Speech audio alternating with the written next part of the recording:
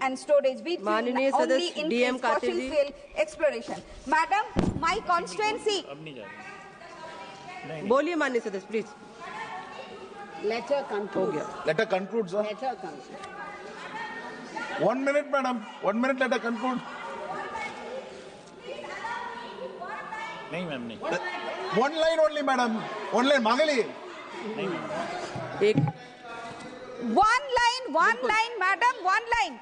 Ashok Nagar oil field was discovered in 2018 by Oil and Natural Gas Corporation. This is the first oil field in West Bengal and West India, and the pipeline from Jagdishpur Holdia Dhamra project. I would like to know from. Thank you. हो गया माननीय Chairman, सदस्य, madam. Today I stand before you to address the Oil Fields Regulation and Amendment Bill 2024. This bill is brought into the bill is a timely and a transformative measure to modernize our regulatory framework for oil and gas exploration.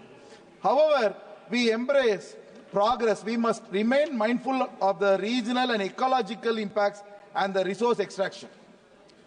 Sir, it broadens the definition of mineral oils to include naturally occurring hydrocarbons such as coal bed methane, shale gas and shale oil. This expansion aligns with the global best practices and encourages innovation in previously untapped areas. Agreed. Bill replaces the outdated mining lease with more comprehensive petroleum lease, ensuring that our regulation reflect the evolving nature of the industry. Bill also empowers the central government to make rules on critical matters like the environmental protection, emission reduction, and the conservation of mineral oils.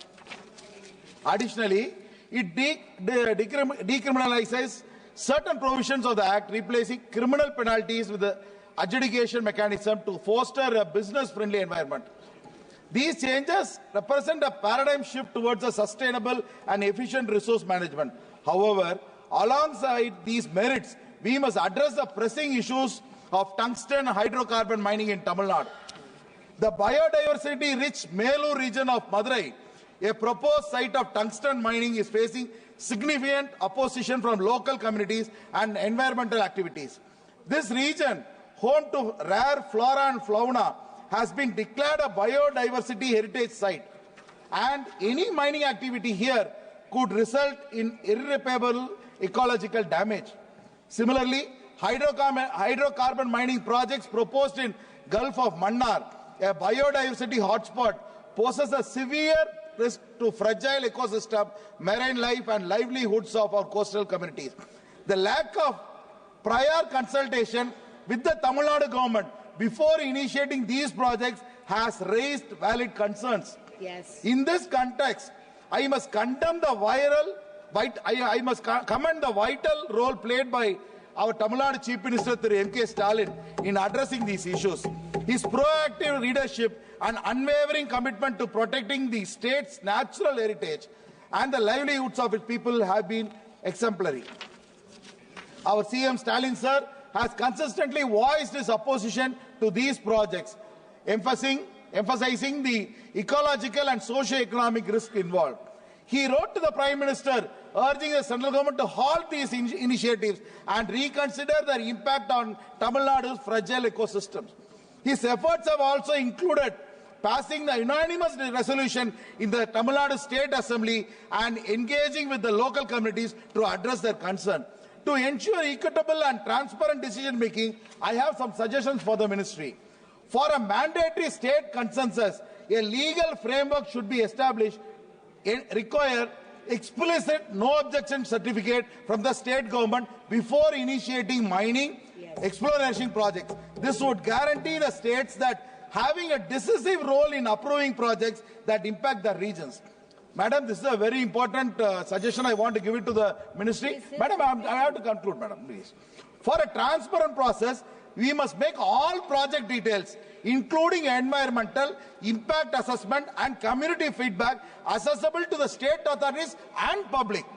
Strengthen environmental safeguards by redefining project boundaries to exclude biodiversity-rich areas and implement strict environmental regulations to prevent ecological damage.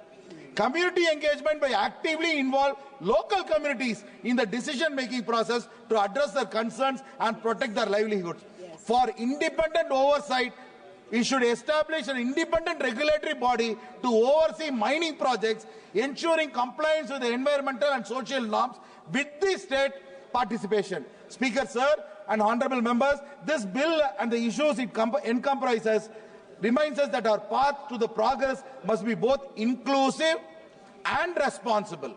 While we harness the potential of our natural resources to drive economic growth, we must also safeguard the environment and empower the communities that depend on it.